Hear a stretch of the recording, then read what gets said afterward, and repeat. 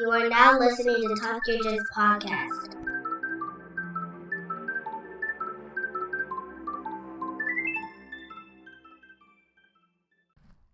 Hello and welcome to Talk Your Jits podcast. This podcast is, as the name implies, all about jiu-jitsu. I'm your host, Lamar Smith, and today's guest is a brown belt who trains at Deepwater BJJ, located in Harrisburg, Pennsylvania.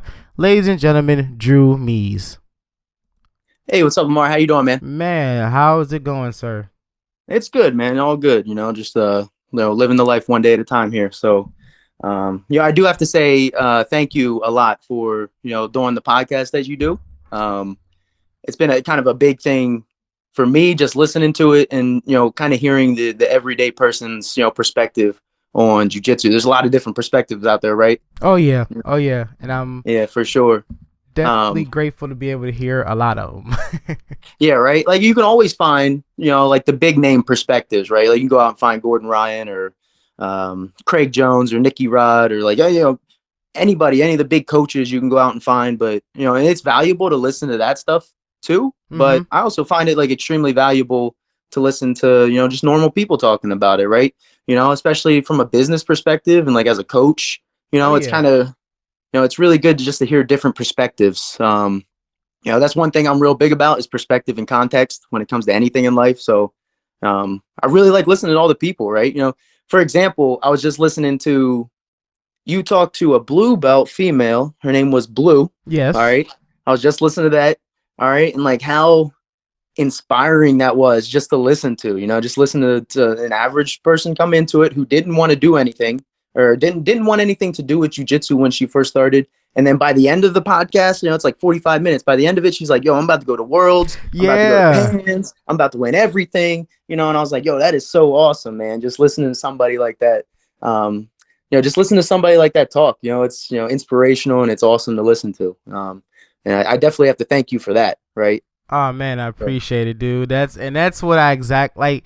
Listen to her story, and basically everybody else, really. But yeah, it's just that feedback of everybody's like, oh, it's good to hear people who's like, just normal everyday people, coming on the show, talking about jiu-jitsu. That's like, not super famous, not no world-renowned athlete. They're just average, everyday 9-to-5ers, and they just love jiu-jitsu.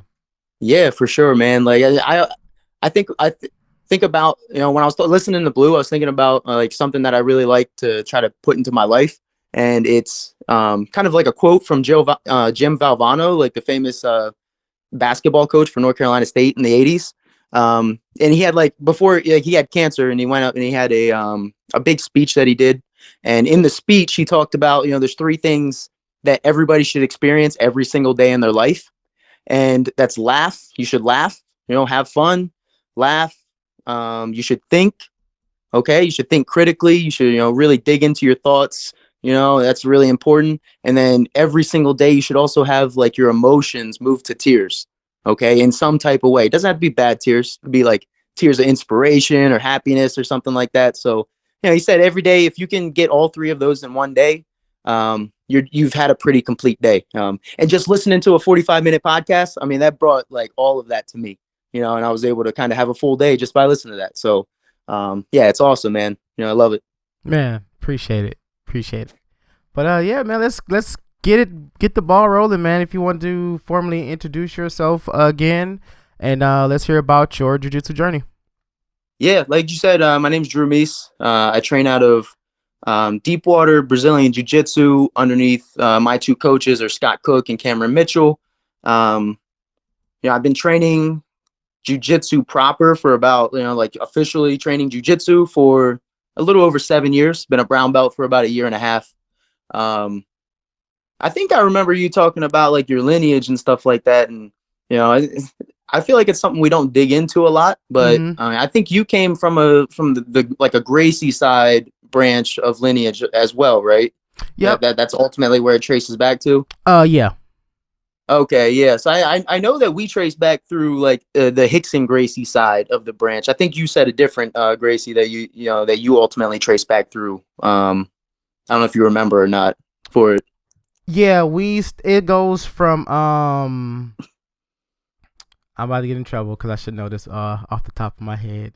It gets confusing, man. There's a lot of names. A lot of names you got to remember in that. Yeah, so my instructor who's Zachary Holston, his instructor is Joe Moera, who got his he got his black belt from Grandmaster Francisco Mansour, and he was trained by Helio and Royce Gracie.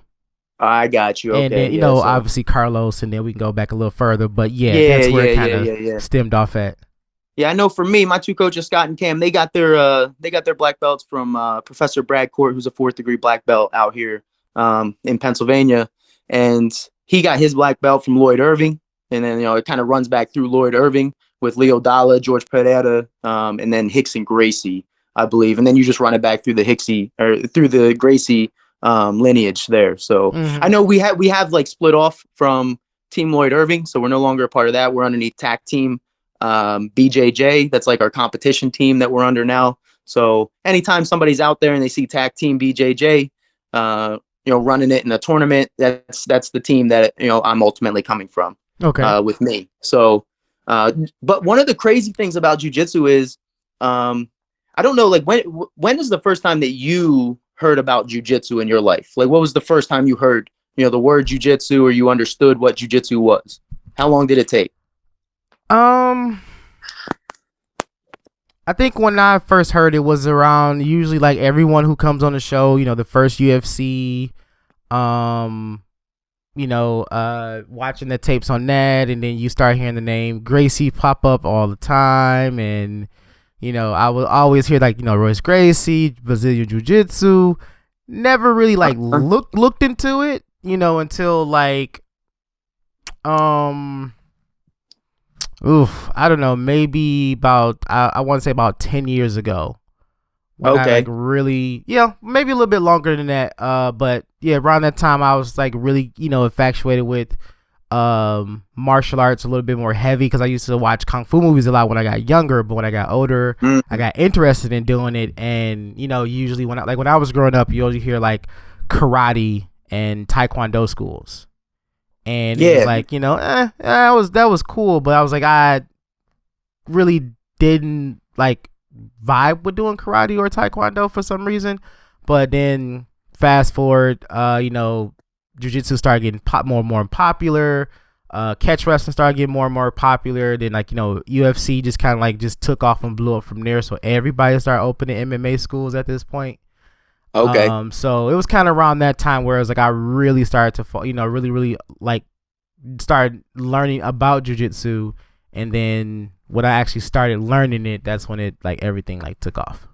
Yeah, so it sounds like we're almost on the same timeline as far as like when we were kind of introduced to it. It's weird because I grew up a pretty active 3-sport athlete. I was always in football from the time I was 5 until through high school, and even after high school, I was always in football, wrestling, baseball. Pretty active 3-sport athlete in competition all the time. And it's weird that, I never really grew up around martial arts outside of wrestling, which I don't know. Some people consider wrestling a martial art, some don't. I do. But, outside of that, like I was never really exposed to like karate or anything like that as a kid. And it wasn't until I went into the Army after high school. That's like the first exposure that I got to even jiu-jitsu. It's just crazy. I was around sports my whole life, and I never really heard about like jiu-jitsu or even MMA. Like I never even heard about MMA until after like I got out of high school. And like a time perspective, I'm 32 years old, born in 1990. So, a lot of my youth was taking place in like the late 90s, early to mid 2000s. Yep. Same here. Yeah, right. Same kind of deal. And, I talked to my coaches about it, and I was like, was there anything in the area like when, during this time frame? And they're like, nah, like it was basically just training out of people's garages until like almost 2010, 2011, like up until that range. So, now I kind of understand why I never heard anything about it. But yeah, I just look back and I'm always kind of dumbfounded how I never heard about any of this stuff until I was basically an adult. Almost at that point. So, I know, right? Yeah, no, it's just crazy, And I remember learning about a little bit about, because in the Army we learn about the Modern Army Combatives Program, and that's basically, now that I look back at it as like a pretty pretty well seasoned brown belt at this point. now that I look back at it, I'm like, man, that was like kind of some whack white belt jujitsu, right? You know, some like really sloppy jujitsu that was taking place that we were learning.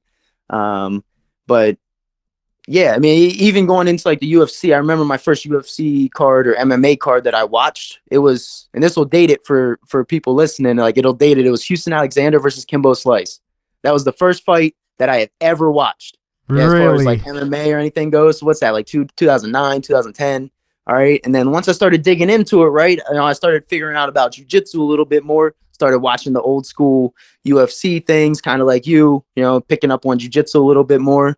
And I don't know. There's like an expression that I hear within like the jujitsu world sometimes, and I don't know if you've heard it, but it's, you know, the hardest part about the jujitsu journey is taking like the first step through the door to actually start it, right? Mm-hmm. I don't know if you've ever heard that. You know, I know there's a lot of holes people can poke in that. You know, it's hard. You know, you got injuries and you got like relationship fallouts and all. There's all kinds of stuff throughout your journey that are going to be really difficult. But you know, I've definitely heard a lot like coming in through the door can be one of the hardest steps to actually do to start. You know, for the first time. Yeah, And I agree. that was definitely true for me. All right. I don't know why it was true for me exactly, but it was. You know, it was probably the summer of 2010. I was in the Army. You know, I kind of was like, yo, I'm going to try this jujitsu stuff out. All right. So I found a school. I was stationed at Fort Gordon in Augusta, Georgia. And I found a school. I hit them up, got a consultation, got my first class scheduled. All right. That day came, you know, like the day before the first day of school, you lay out your clothes and you're like, man, I'm gonna be looking good tomorrow, right? You Yeah. know, so I kind of had the same thing with my outfit. Like I had my workout outfit going. I was all ready to go. All right. I remember getting off duty that day, got home, put my stuff on, made it there. I remember the gym. I can't remember the gym's name, but it was in like a little strip mall.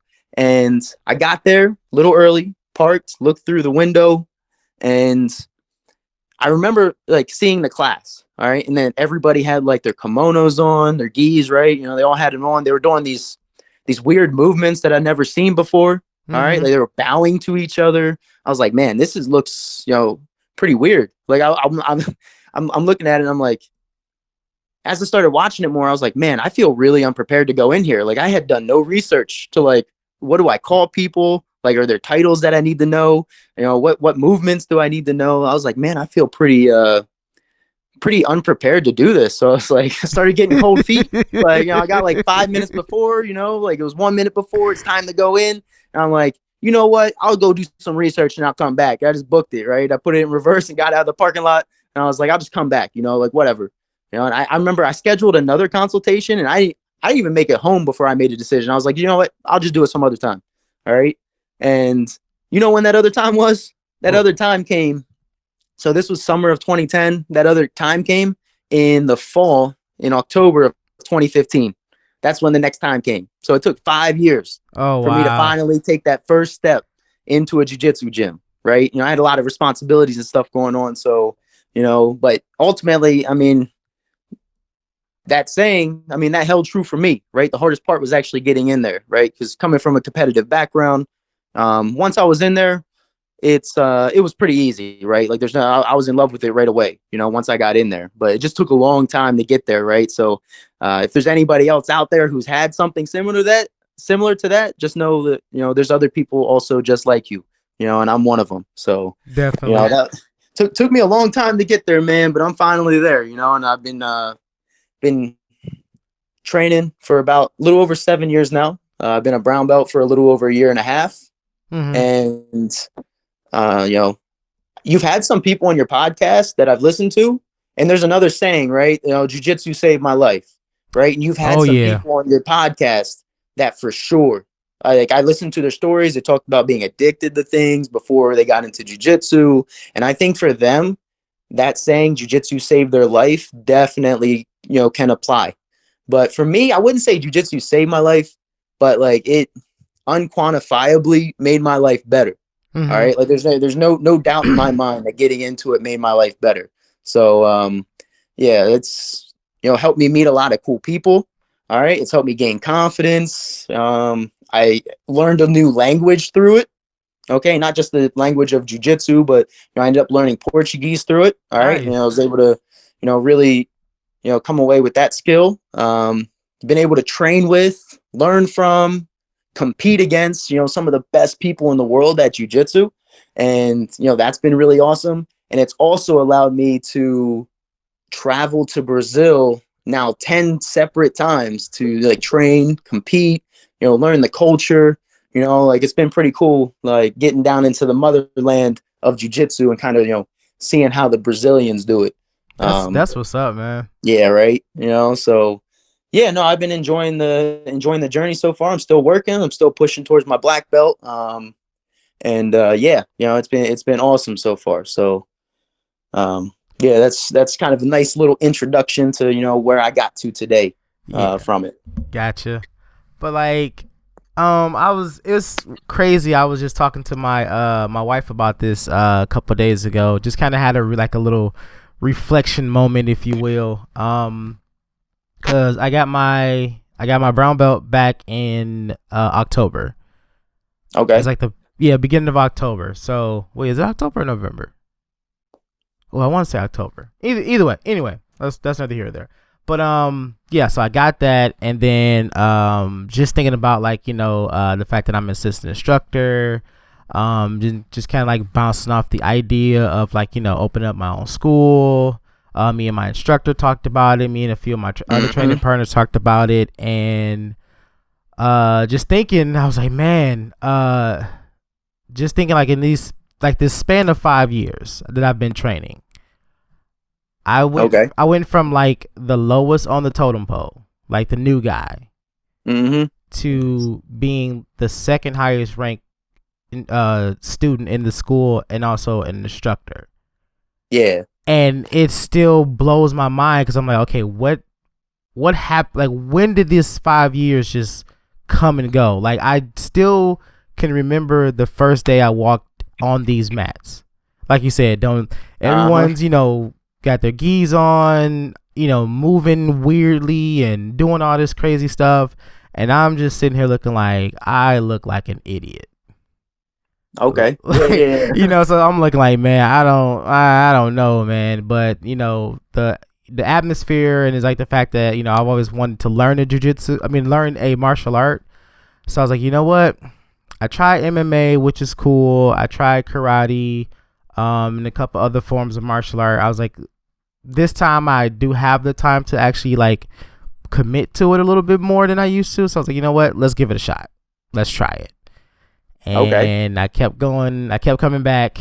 And then I was on Amazon ordering a gi, paying for tuition, and I've been here ever since. I feel you, man. Like all of a sudden, I started out, I was just a one gi type of guy, right? Just had one, and then eventually it ripped. It actually ripped. My pants ripped out the day before I got my blue belt. So like I was like, man, like now I got to get a new gi all of a sudden. So I just had one gi all the way up through blue belt, probably another gi all the way through blue belt, and then yeah, I don't know. During the pandemic, man, all that. All of a sudden I had this money to spend all over the place, and then I was like, man, I just bought a whole bunch of gis, like now all of a sudden I got like 20 gis sitting in my freaking closet, so it went from like 1 or 2 to 20 real quick. Oh, man. It becomes a little obsession. I am on my way. I am on my way. I think when I started, I bought the one gi. Then after time went on, I maybe bought like 2-3 more. Then 2 of them were like kind of bad quality, so I just ended up chucking those away. But like, yeah, now, man, I'm just every day I'll scroll through Amazon or eBay and look at gis like, yep, this is about to be bad because I want more gis. And I think I got like a total of like 6 or 7 gis now, but I'm like, nah, man, I need more. This is not enough. Yeah, this is not enough. I'm over here thinking about selling some gis over here because I'm like, man, I got too many over here. I need to maybe lighten the load a little bit. I don't even get to use all of them. Yeah, we'll talk. We'll talk. We can get together after this. We can talk about we'll talk. Anything's possible for the right price. Right, of course. So, so you compete, correct? Yeah, I don't know. There's a couple different like ways that people get classified in jiu-jitsu. I don't really like classifying people. I think we're all just kind of the same, but just trying to do this jujitsu thing. But I'm probably like a casual competitor. Like I just done a lot of competitions. I try to keep a pretty balanced life. I got a family life, I got a work life that I love. I love both of those, and I also love jujitsu. So I just try to, keep a pretty good balance. So definitely like a casual competitor. I like to challenge myself, in some of the bigger tournaments. I haven't done worlds yet. I want to do worlds, that's for sure. Haven't been able to do it yet. Just doesn't line up with my work schedule to get off during that time of year. But yeah, I do a lot of different competitions. I've done 5 separate competitions down in Brazil.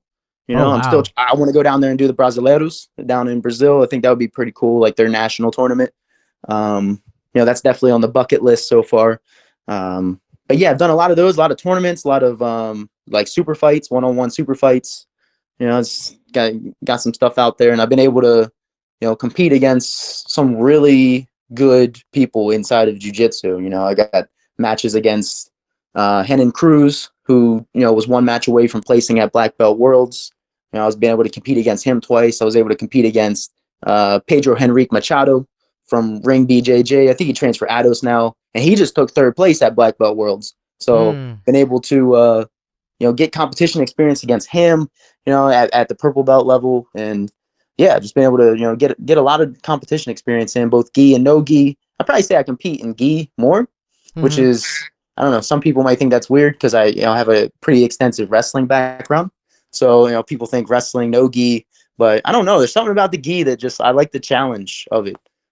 There's like all this, like you have to, somebody wraps you up with the lapel, and then you have to find a way to unwrap yourself from the lapel. That like challenge kind of gets me, and I like the, people get pant grips and like different grips they can get. And yeah, it's like a little game that's, getting played, and I like to try to try to solve it. So yeah, yeah.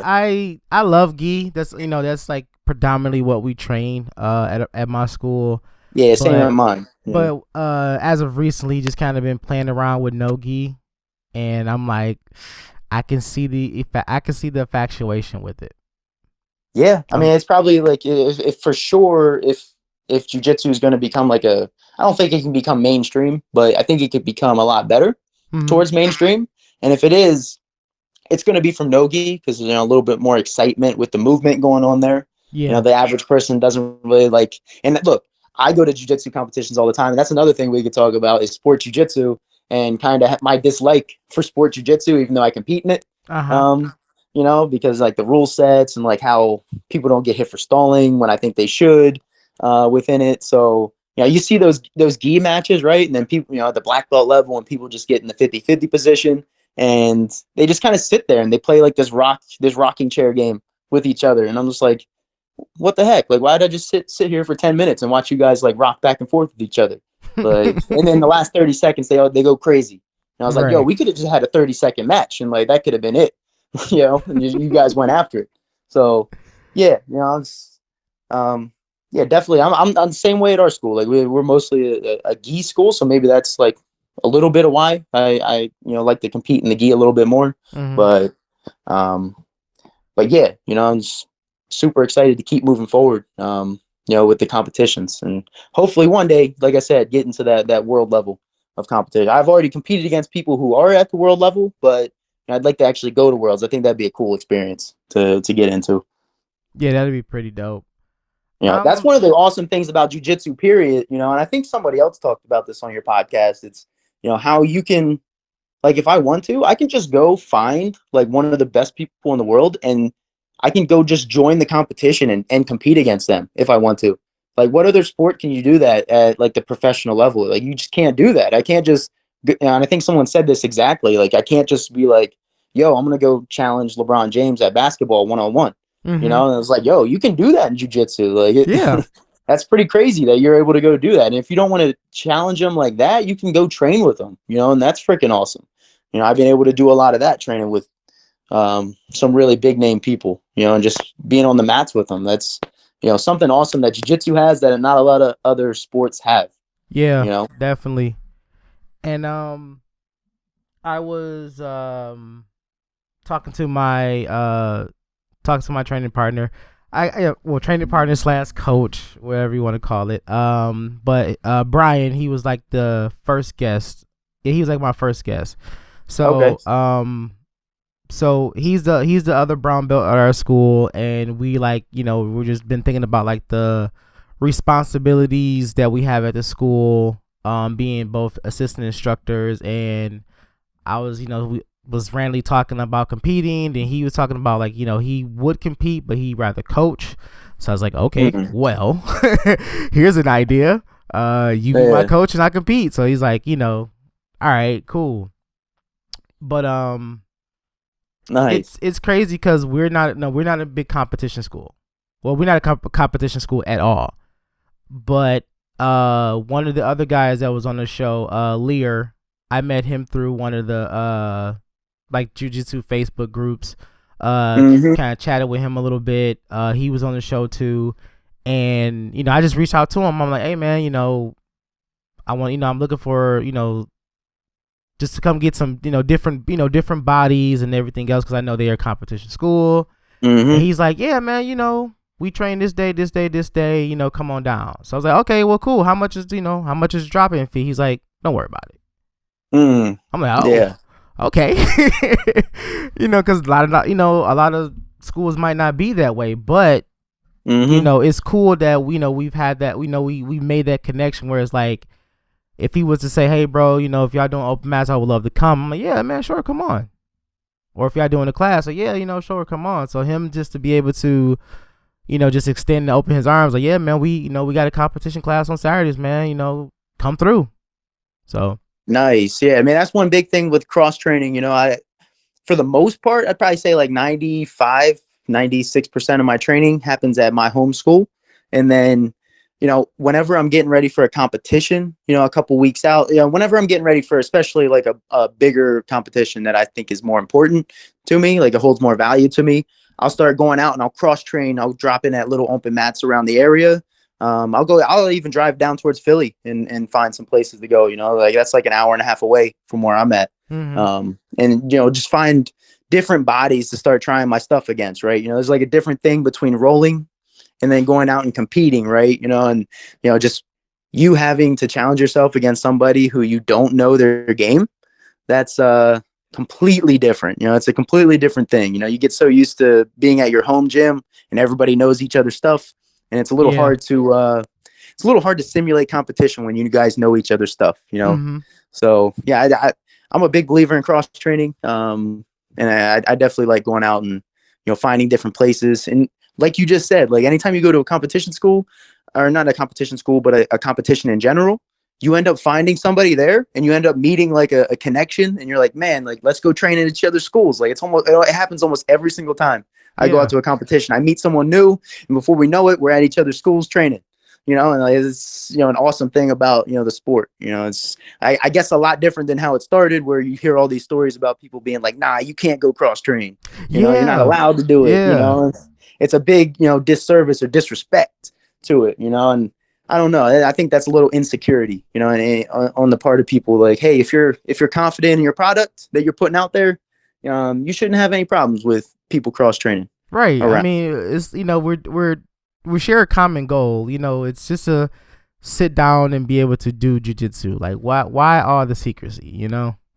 Yeah, for sure. Because I mean, I guess granted, because you will, you probably do have those people who do like dojo storm and try to like beat up everybody, but not everybody's like that, And No, for sure. Yeah, and I've always thought about that, like just how funny it would be just to drop in at a random school and just rock a white belt and just rock, just go in there and just roll with people and just see their faces and be like, "Yo, what's going on, man? Like that white belt, how's he just beating up all of our purple belts, out of nowhere? Like I see those videos and yeah, I'm like, I yeah, can't that remember stuff's pretty funny. I can't remember the guy's name, but he's a white belt. I mean, he's a black belt, but he did that maybe like a couple years ago, where he Yeah. visited school and threw in a white belt and just rolled with everybody. And they was like, yeah, he's pretty good for a white belt. And I'm like, they're asking him like where he trained, like, oh, he trained kung fu, but they taught like some form, some wrist locks and stuff like that. I was like, wow, that's hilarious. Yeah, it's pretty funny seeing that.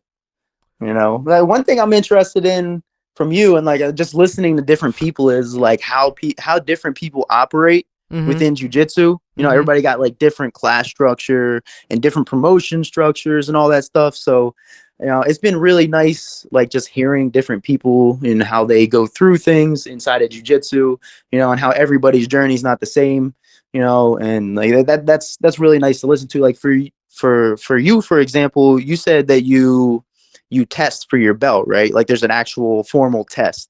Correct. For the belt. Correct. Okay. Yeah, I've seen a couple schools that have that. Like my school, we have tests, like formal tests for our for the stripes on our white belt. And then once you get to the color belt, I mean, we're not really the biggest school, you know, we probably have about 150, 200 people, but every class, that's not really that big, you know, compared to a lot of schools. And, you know, it's probably like a medium-sized school, I would say, medium to smaller size school. And I've been to gyms that are kind of more like yours, where it's like 20 or less people. I've also been to those ones, and those ones are cool to go to as well. I like going, you know, it's like a big camaraderie. Like, you know, everybody's like a brother to each other, brother and sister to each other, you know, in those schools for sure. But, you know, we don't really do that. So we have like, just few enough people, so like, you know, the coaches can really get like one-on-one time with everybody, and, you know, they judge, you know, based off of, you know, what they see your progress is through the color belt ranking. So there's not necessarily a formal test to go to your next color belt, but we do have a pretty nice Shark Tank that I really love to do. You know, so we get in there for our promotion day, right? It's like, you remember waking up as a kid or something like that, and you had, I don't know, something really, you know, exciting that you wanted to do. All right. So like, for example, like, hey, we're going to the amusement park today, you know, and like, you know, you're all amped up and excited. That's what promotion day is like for us. So everybody gets in there, whoever's getting promoted that day, they don't know ahead of time. You know, it's just, you know, complete shock to them when they get it. You know, they get called up in front of everybody. They don't get their belt yet. They don't get it tied around them yet. You get to hold it. You got to put it down. Once everybody's up there to get their belts, you put it down off to the side. The people who are getting promoted get in the middle. All right. And then for an hour and a half, every 2 minutes, you get a fresh person in on you. All right. And like, you know, nobody's trying to hurt each other. We're rolling hard, you know, but no one's trying to hurt each other. We're just having fun, you know, and it's like a nice experience where you get tested physically and like mentally. Like, you know, you get kind of pushed to your limits. And then, you know, once you survive through that, you get the belt wrapped on you, and, you know, and you really feel like you earned it after that. Right. So, you know, not only are the coaches kind of watching you like throughout your time and your progress there, but once they feel you're ready, you get to go through that Shark Tank. Right. And it's an hour and a half roll with a new person every 2 minutes. And, you know, it's like the funnest time of the year. We're having fun. We're sitting down there, you know, taking selfies with everybody while we're choking them out. You know, like it's like the best time of the year doing that.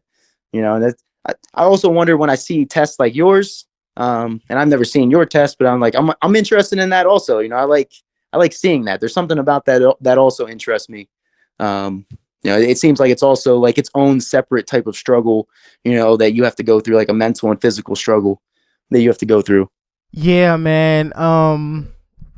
Our test is it's strenuous. It's a strenuous test. Cause you know, you go through this journey, and you're learning everything. You're, you know, trying to piece together your game and everything else like that. And when it comes to like your test, we have a set amount of techniques you have to show, from top, bottom, turtle, back, and so on and so forth. And you know this stuff. Like, you know how many arm bars you can do from side control, from top mount, from here, there. But it's something about when you are testing and you have to show these techniques, and you're like, okay, what do I show first? Okay, let me show my arm locks. And then you're just going and you're going and you're going. And for some odd reason, you start drawing a blank. And it's weird because, like, I know this stuff. Like, I know this stuff on the back of, like, you know, on like the back of my hand. But as soon as we start testing, your mind just goes somewhere else. Right. So it's like, it's like crap, man. So okay. Think.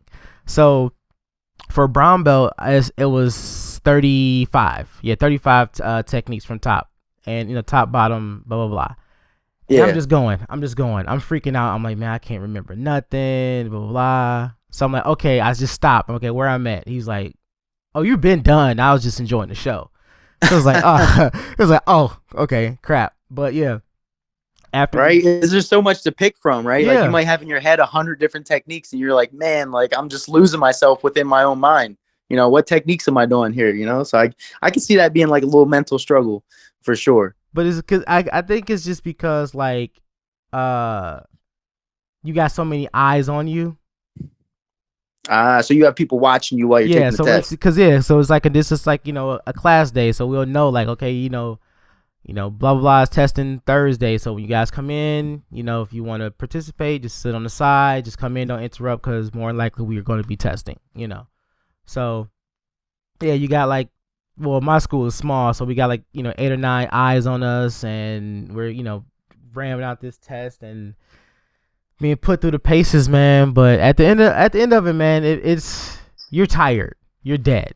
You might as well say it's it's like a 2-hour gauntlet, because like I said, you show techniques, then we have a self defense portion where we have to defend ourselves using only jiu-jitsu against strikers, and then we do that 3 or 4 times, different positions, and then we do sports jiu-jitsu.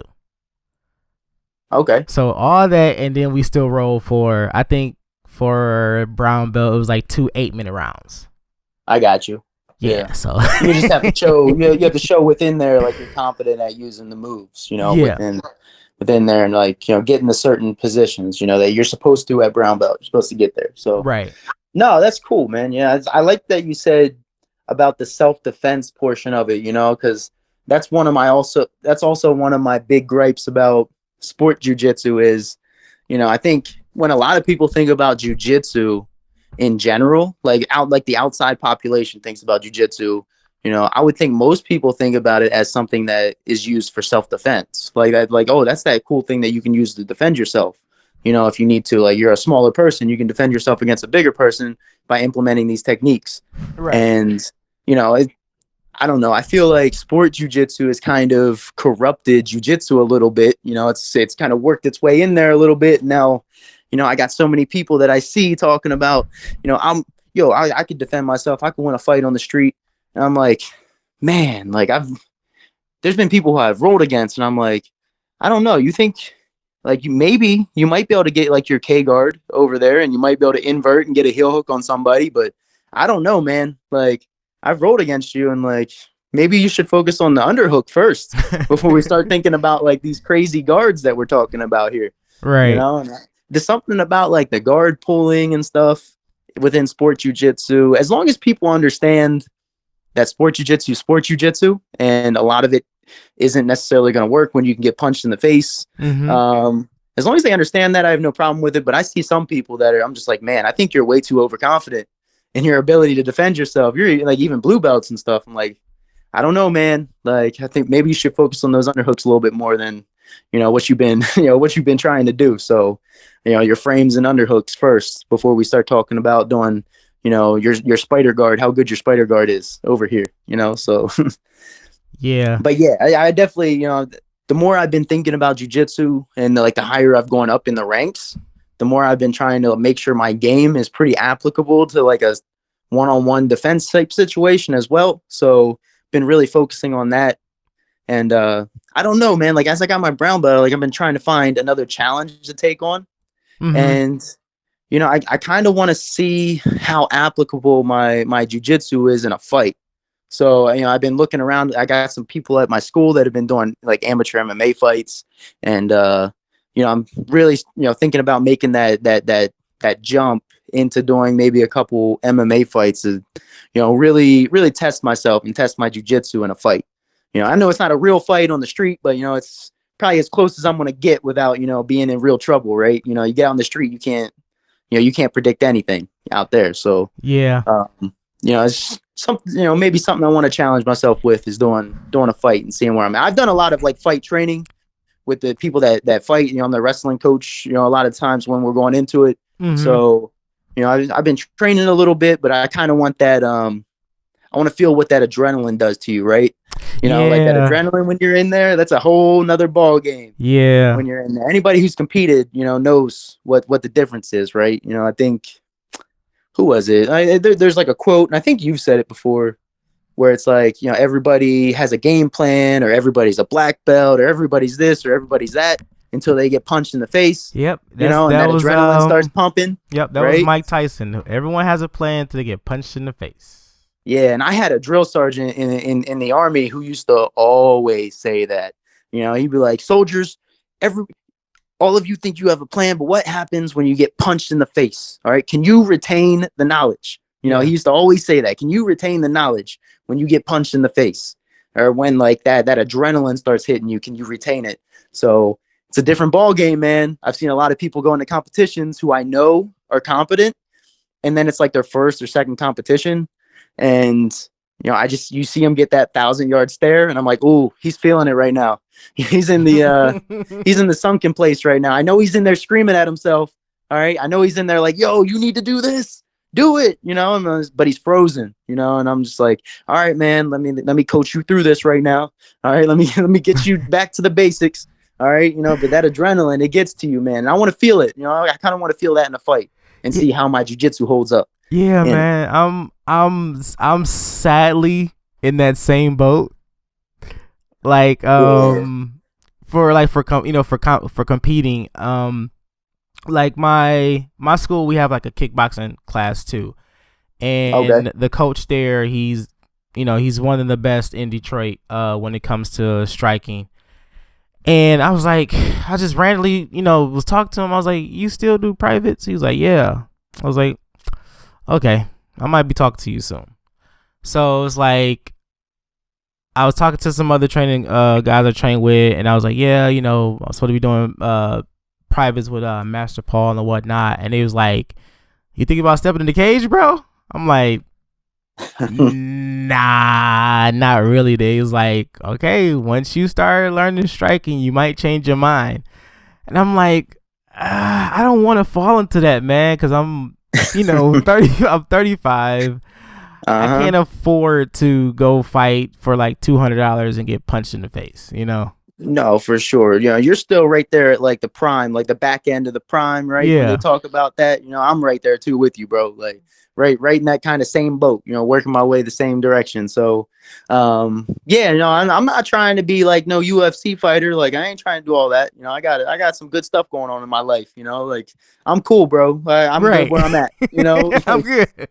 I got enough concussions from football, man. Like I got enough concussions playing football my whole life growing up. I don't need to get punched in the head too much more. So, no, not at all. But I do. It would be nice just to challenge myself, especially those amateur rules in Pennsylvania where like when you're on the ground, you can't punch people in the head type of thing. It's all body shots. So, there's no like knees or elbows and stuff like that. So I think it'd just be something cool to do, just maybe take that next level in there, nothing crazy. Nothing crazy, right. Yeah. Just trying to check it out.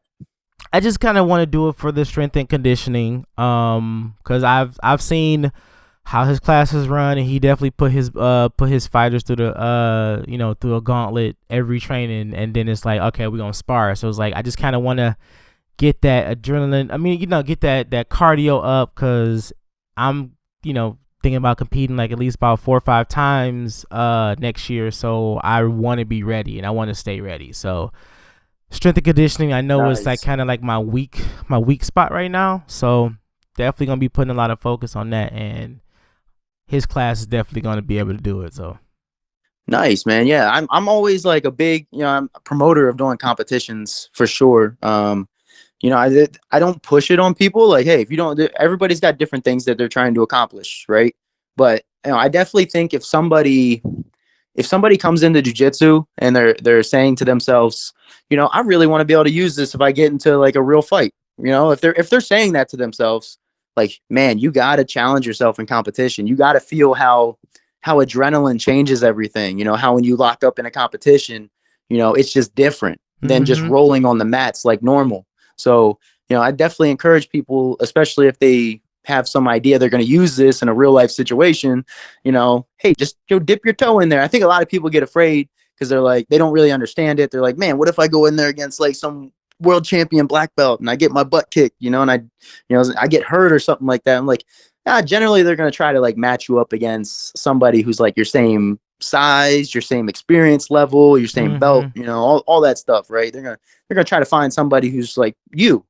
All right. So you don't have to really worry about that too much, and your coach should definitely be there, helping you out through the process, making you feel comfortable with it, if you're trying to get into it. So, I definitely try to promote people, going to competition if that's something they that they want to do.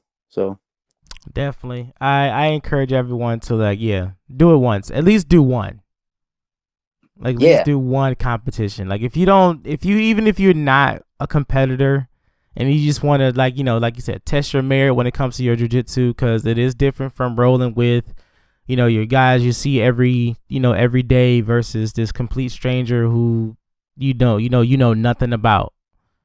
So I always tell people, definitely big difference. Yeah, I always tell people when they're first going in there, especially like white belts, I always call it white belt grip fatigue, right? Yeah. It's like when you go in there and you lock up with somebody, and before you know it, you just spent 3 minutes just clenching your fists as hard as you could. And you're like, man, why are my forearms like Popeye's forearms right now? They're so, I feel like they're about to explode. And it's because, that adrenaline hits you, and, you were locked up there. I was like, bro, you were locked up there for a long time. Let's get the massage gun out and let's start massaging these forearms before we get this next competition in. Yeah. So, that's definitely a real thing that people have to, think about when they go into it. So, it's, I think it's pretty important, right? It's important to drill. It's important to, roll around, do your free rolling in class and, after class or whatever. And then, there's also value in competing. Oh yeah. I love it. Yeah. Just trying to get as much jiu-jitsu in my life as I possibly can. So that's kind of like that's kind of like my thing right now, is just how much jiu-jitsu can I squeeze in 2023, Right? Yeah, I'm still trying to get back, man. Like I before the pandemic, I was training 5, 6, sometimes 7 days a week, sometimes twice a day, I was just in it, right? And then that hit, and like there's some motivation issues going through it, and work got crazy, so I'm still trying to work back into like a really consistent schedule. I'm probably about pretty consistently 3 times a week right now. Like, and sometimes I can get 4 or 5 in depending on the schedule, but I'd probably say like on average I'm probably getting three good sessions in a week. On top of me, I also coach one class, like a nogi class, throughout the week. So I'm still trying to work back into it, man. The whole lockdown and stuff kind of threw me off track a little bit. So I'm sure it threw a lot of people off track too, right? Threw a lot of people off track. It sure the hell did, man. Yeah, like, and like that all happened while I was at purple belt, right? So I've heard you talk about like what was the hardest belt before, right? And like purple belt had like that type of struggle at it for me, right? It was just like that motivation struggle, and I'm sure a lot of people had that at their different point, in their journey here. They felt that during the lockdown. So that was definitely pretty struggle, a pretty big struggle for me. But blue belt, man, that was a tough one for me. Like there was something about blue belt that I really had to learn a lot, to keep my motivation up, right? So like, and I've heard you talk about this also, where at some point you need to stop caring so much about the belt that's around your waist and start caring more about like the journey and what you're learning throughout it, right? Oh yeah. And the sooner we get to do that, the kind of easier the journey becomes for us, right? And at blue belt, I was like, man, at like probably 6 or 8 months in, I was starting to feel like this motivation slump. I don't feel like I'm progressing. And then I talked to my coach, and my coach he basically just gave me that information, man. He was like, yo, you need to start challenging yourself. Stop caring about the next belt. The next belt's going to come.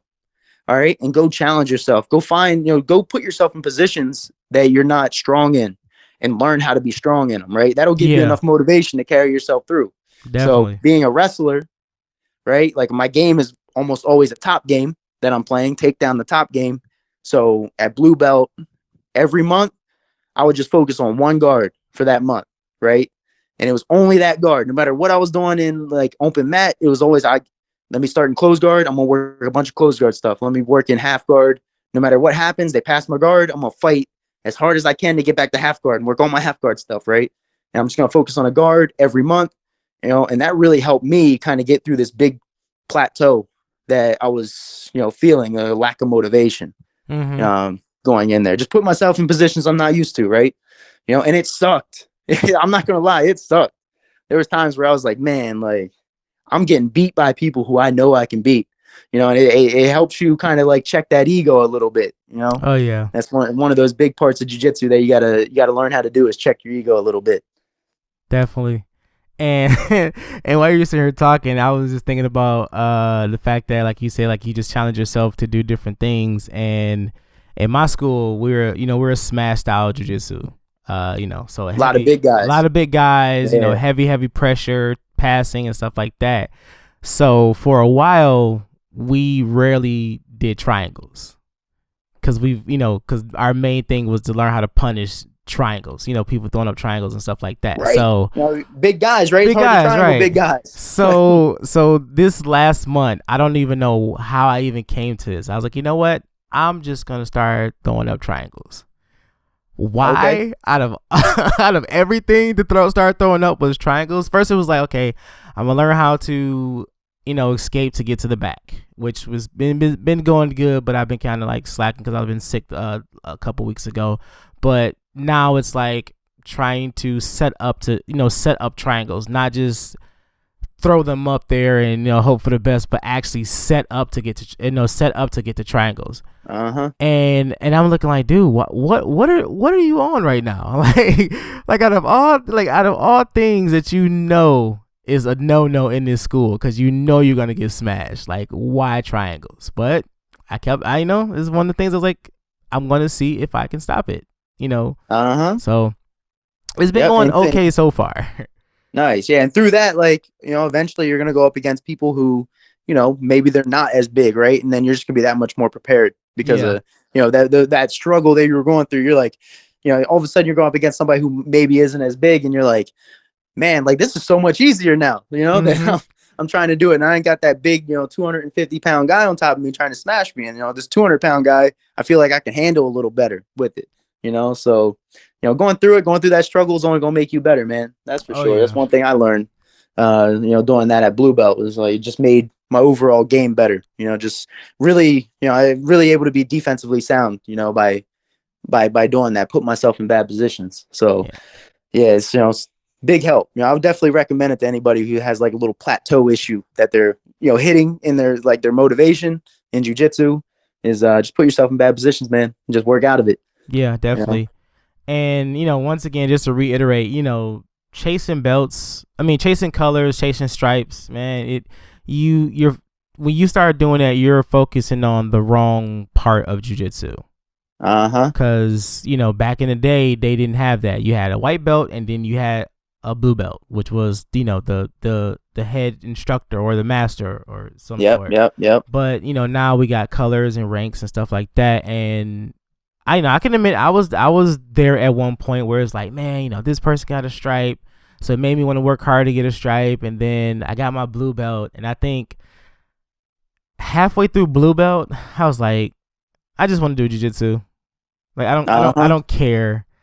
And then like fast forward to now, thinking like, oh yeah, in 2 years I'll be a black belt. Whatever. I'm still gonna do jiu-jitsu. But just listening and hearing on like the younger guys or the white belts that's in class, like, yeah, man, I ain't get a stripe in a minute, and blah blah blah, and I can't wait to be a blue belt and this and that. I'm looking like, oh man, I was there once. I was like, don't do that. Don't do that. I'm glad I kind of kicked it. Just like you, I'm glad I kind of kicked that that kind of bad habit that you can get inside of it, right? And like my coach, when he explained it to me and how it kind of clicked to me, he was talking about, like, hey, if what motivates you is the next belt level, what happens when you get a black belt? Like, where's your motivation going to come from once you have your black belt? Because there's Right. not really another belt that you can get after black belt. I mean, I guess that unless you want to talk about like a really long-term goal of getting a coral belt or something like that, that's a long-term That's goal. 50 years. Yeah, Good luck. that's a long ass goal. So if you the sooner you can break the habit, the better it is, right? Because Yeah. eventually we're all going to be black belts, and your motivation is gonna have to be something different than a belt. So it's better to break it early than later. So that's the way I look at it, bro. Yeah, same thing. Like when I once I got to purple and I went through hell with purple, I was just like, man, you know what? I'm just here. I'm here. Nice. Like once that I got my brown belt, I looked at it and I was like, I'm glad I got it because it just confirmed the doubts that I had about myself when it came to jiu-jitsu, but it also put a lot of stuff in perspective too. So it's like, now that I got this brown belt, yeah, the next step is black, but now I have to really, really show why I got this brown belt. It's Yeah, it's not, a lot more than just skill it's that a goes lot into more it, than just right? skills. I have to, tighten up my game, get a lot more technical. I was talking to another guest. He was like, he's kind of in that same position I am, and he's like, man, you're so used to being nice to people. Like, how do you turn that off? Because even when if I'm rolling, like if I'm seriously rolling, I'm still kind of in that teacher mode, Okay. and I'm like, okay, I need to break that for my for my own sanity, because I'm never gonna get jujitsu, get as much jujitsu out of it if I'm always in teacher mode for myself. And Got you. if I'm going to compete, that other person's not going to give a, excuse my French, but he's not going to give a fuck that I'm an instructor. He's going to look at me as another guy who's trying to choke him, so he's going to try to choke me first. Yep. So, that's for sure.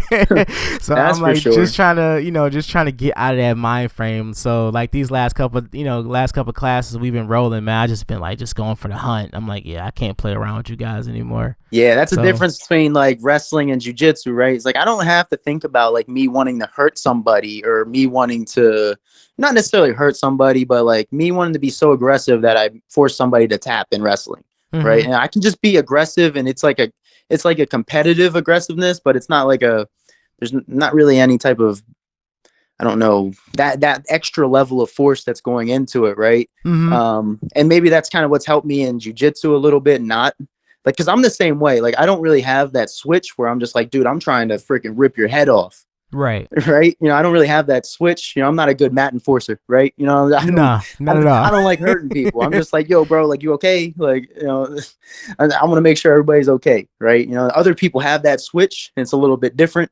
But, yeah, in competition, if I want to go for the finish, you got to hit that switch. You want to get those finishes. Sometimes you got to hit that switch and just, under control, just, hit that switch and get a little bit more aggressive to get those finishes sometimes. Right.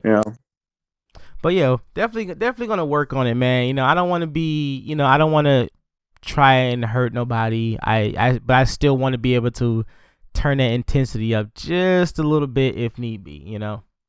Yeah, for sure. That's one thing that traveling down and training in Brazil has kind of helped a little bit, because they, there's a lot of gyms down there that have a lot more aggressive type training that's going on. Every time I go down there, maybe it's just because I'm the gringo in the room, and I people are trying to attack the the foreigner that's inside the room or whatever, but I feel like people are bringing it, people are always like high intensity, and they're really bringing it to me. I go up against that blue belt, and he's like, man, I'm going to finish you, and I'm going to show my instructor that I finished the brown belt over there, and like, that's kind of like the culture that, a lot of places I've gone to down there have, it's like kill or be killed type of thing. And, yeah, that's going down there, I kind of get to test myself against that, a lot more. And I've, been able to turn that switch on maybe a little bit. I try not to go too much. I don't want to hurt nobody, and in a place where maybe I wouldn't, it wouldn't be welcome to hurt somebody in. So, right. And that's kind of like my I don't want to say fear, but it's a little bit of a concern rather. Just going to visit other schools, because I don't want to come off as a douchebag, coming in, yeah, I'm a brown belt, just want to come rep and roll with you guys. and they thinking I'm just about to come and just try to destroy everybody. And at the same time, I don't want to go to a school thinking everything is cool, but they trying to destroy me because I'm a visitor and I'm a high rank. Yeah, So it's like, You get that too, man. man. Like at Brad, as somebody's trying to prove themselves against you. Like, man, like I said, my coach is watching right now. I know he's in the corner, and he sees me go a little bit harder against this upper belt. Maybe he might be like, yo, he might be ready for his belt. Right? He might be able to. That's kind of the mindset some people get into. And you got to watch out for that. Yeah, especially as an I don't upper want to belt. be Every no now and then, one's. someone tries to step up and challenge you, and you got to check them every now and then, right? Yeah, I don't want to be a test subject. Okay. Yeah, right. I don't want to be. I don't want to be your stepping stone. I just want to come and do jujitsu, hang out, and vibe, man. That's all I want to do. Right. Yeah, I'm just trying to vibe and have a good time. That's And it. that's it. So that's awesome, man. I love that stuff. I love jujitsu, and I love doing this. Yeah, man. To the end, man. Jiu-jitsu to the end. Right. Yeah, man. But if you got anything else you want to add, man, shout out your school. If you got any competitions coming up in the near future, man, the floor is all yours. Awesome, man. Right before that, let me hit you with some rapid fire real quick. Oh yeah, right? by all means, I man. Let's want go. just super quick rapid fire because I want to hear. I love these little like controversial jiu-jitsu topics where it's like 50% like this and 50% like this. Which one are you lay on, right? So Yeah, let's go. number one, a jiu-jitsu competition. Is it a fight or is it a match? Oh right? man, it's a Like fight. I got a jiu-jitsu fight coming up, or I got a jiu-jitsu match coming up, right? So which one you got? I want to say fight. Okay. Yeah, fight. Yeah, and then that's the awesome thing, right? I land on the match side, right? Because I'm just thinking fight. I'm thinking we're punching each other, right? Like there's something like that, So there's definitely a fight, like a struggle. It's that's a struggle, place, right? So I don't know. It's just one of those things where people are like, "Yo, I got a fight. I got a match." Some people are like, "Don't call it a fight." Like, well, it is a fight, So it's one of those interesting things, right? How about this one? Well, gi or no gi? Gi. Which one do you prefer? Gi. Gi. All right. Yeah. I'm weirdly enough, I kind of prefer gi. Yeah, a little bit I as am a wrestler. Gi guy. I enjoy the challenge of it, right? How about this? Who would win in their prime? All right, like if you had to pick somebody, like two people going at in their prime, Gordon Ryan or Roger Gracie?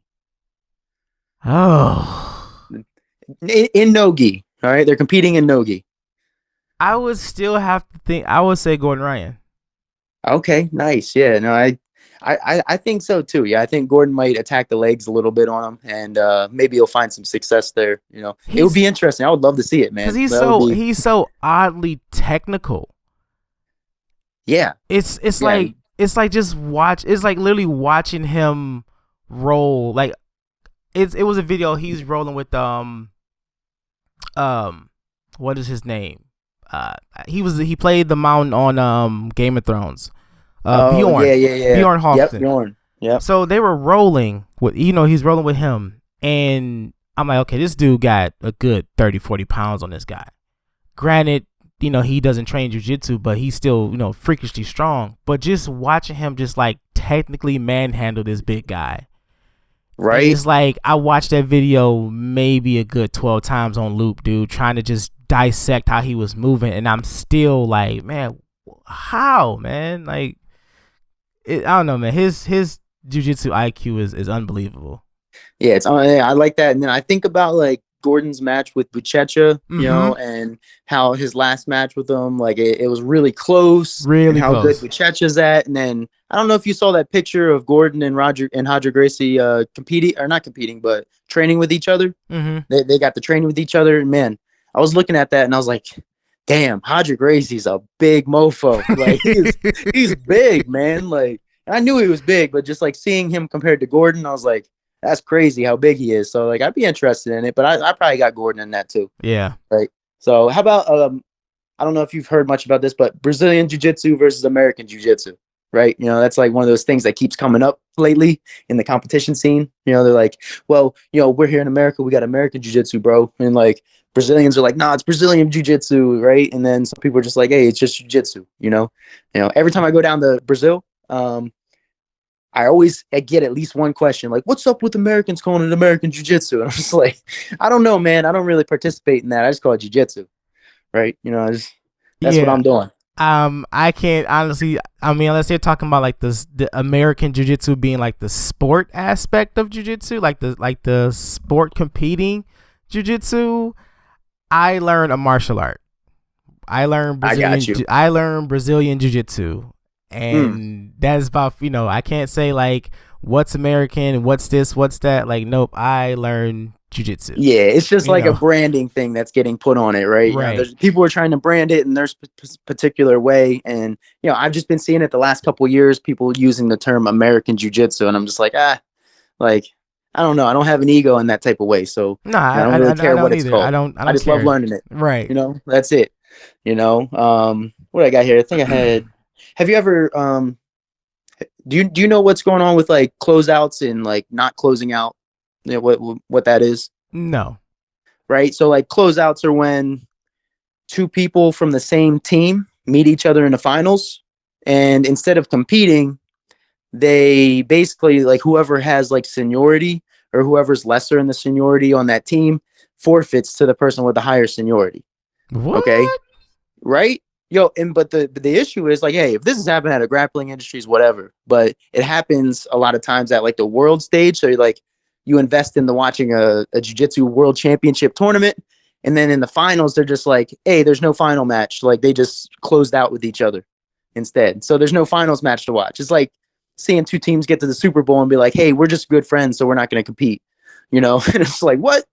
So it happens a lot, but like jiu-jitsu organizations are starting to kind of fight back against it and ban it. So I didn't know if you've ever heard about it before, but I'm definitely on the no closeout part of that, right? Like I want to see people compete. Let's compete. That's disgusting.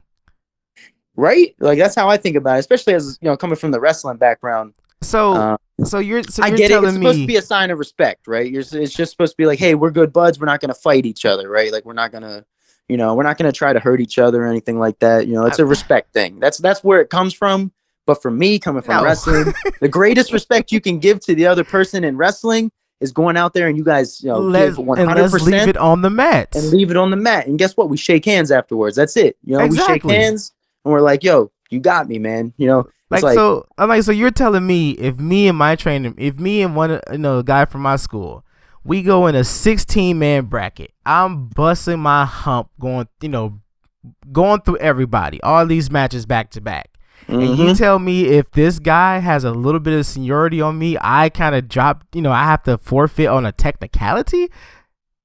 Yeah, I mean, some schools do it like that. Like I see a lot of it's like there's some type of some type of seniority that takes place within the team.